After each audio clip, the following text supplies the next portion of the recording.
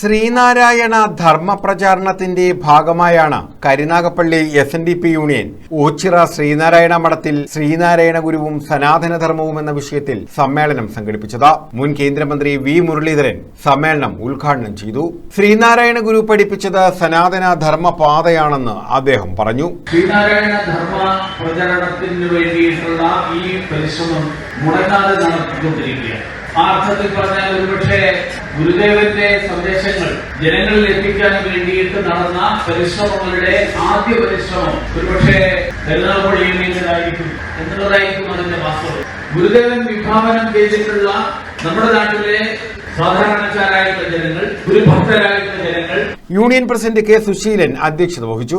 Pandalam union president advocate Sinil Mundappally, യോഗം board അംഗങ്ങളായ KJ Prasenan, S. Alikumar, വനിതാ സംഘം നേതാക്കളായ Ambikadevi, Madhukumari, Smitha, Geethababu, Chavara union secretary Karayil Aneesh, doctor Sindhu Sathyadas, Sini Rani, KS Smitha, PS Sreekumar, Dileep, Leelakrishnan, Suresh Babu, Suresh Kumar, Rajesh, Prasannakumar, Sajeev Udayan, Surendran, Sunilkumar തുടങ്ങിയവർ പങ്കെടുത്തു.